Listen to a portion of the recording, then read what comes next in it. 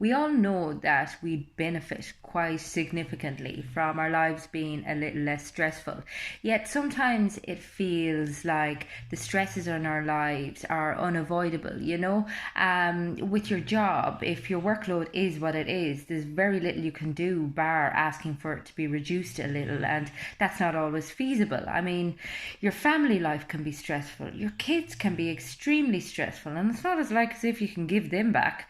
And your relationship can be stressful. I mean, two people engaging with each other all of the time and dealing with external stressors sometimes turn on each other. However, sometimes the more beneficial thing you can do is face your stress head on and look at ways that you can tolerate it better, as opposed to resenting it or just assuming that you need to eradicate it. Ultimately, stress is inevitable. I mean, no matter what you do in life, even getting out of the bed in the morning is a stress when you don't want to. As soon as the alarm goes off, you're like, ah. So it's important to accept its inevitability and then try and change your perspective on it a little bit. Oftentimes I think our discourse, the way we describe our stress, the story we tell ourselves, it can be a little bit misleading, and we'll say, oh my God, I'm having such a stressful week, when in fact we may have had a stressful 2 hours. So it's important not to over identify with your stress, because again, you're just convincing yourself further of the fact that you're stressed, which is completely counterproductive and actually makes matters worse. It's important to catch our thoughts as well.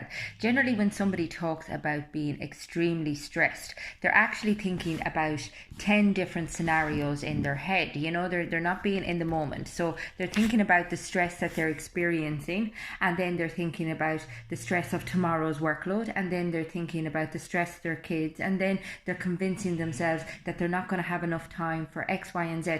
And you're plowing a hell of a lot of energy and time into thinking about your stress levels, thinking about your workload, and getting yourself all up into a tiz.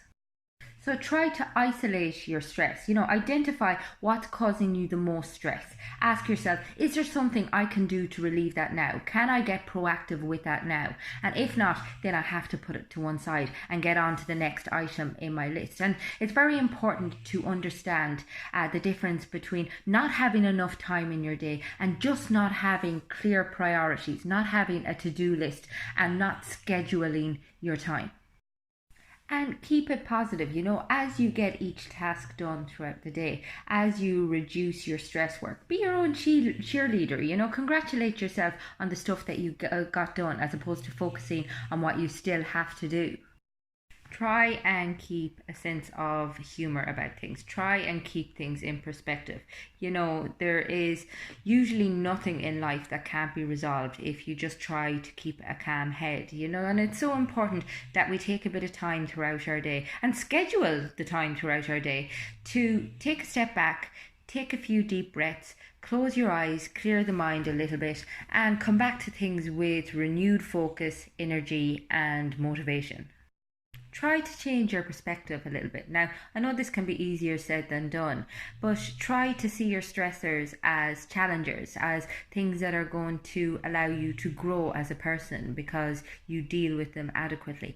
And give yourself permission not to be perfect. I mean, we tend to look at perfectionism as an idolized trait, and it's actually completely toxic, because what it does is it puts us under huge pressure. It isolates us from people. It causes us really high anxiety. It causes avoidance, and ultimately leaves us achieving nothing to the standards that we set out.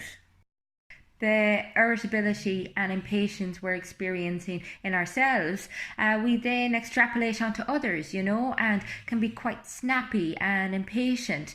Again, it's driven by stress, but it's not very nice to be around, So it's important that you're able, as I said, to keep things in context and in perspective. And remember that your ultimate goal every day should be kindness and compassion. Learn to self-soothe as well. healthily. Now, avoid alcohol, avoid drugs at all costs. They will actually make things worse. They will create higher anxiety, and they'll give you only a momentary little lift. Avoid using food to deal with stress as well. So try to find nice ways to be nice to you. And this can include self massage, or even getting somebody else to give you a little massage, going for a walk, as I said, the really deep breathing, meditation, read for a little while. Try to do things that are beneficial for you, beneficial for your brain, as opposed to looking for the, quick fix of dopamine that you get from just drowning everything out by hiding in your phone, or, drowning yourself in the fridge. The solutions will never be found there. In the evening, visualize yourself literally washing off the day. At some stage, there has to be an end point, and it's so important that you're able to put things to bed. Journal, write things down on paper, write what you didn't get completed, and then put together your list for the next day and leave it there. At some stage, you need to be able to switch off. And surrender. There is nothing more comforting and cathartic than just accepting that you can't do everything and letting it go, offering it to wherever, and just realizing that, as I said, the most important thing that you should focus on throughout your day is being kind and compassionate to yourself, being kind and compassionate to others. We put ourselves under such pressure. We're so harsh with ourselves. And sometimes it's being able to take a step back from that and just seeing life for the beauty that it is, as opposed to always focusing on, getting the next thing done. If you'd like any further information on stress management, if it's a problem for you, please get in touch on the website, it's fundamentals.ie, or get in touch on Instagram or Facebook.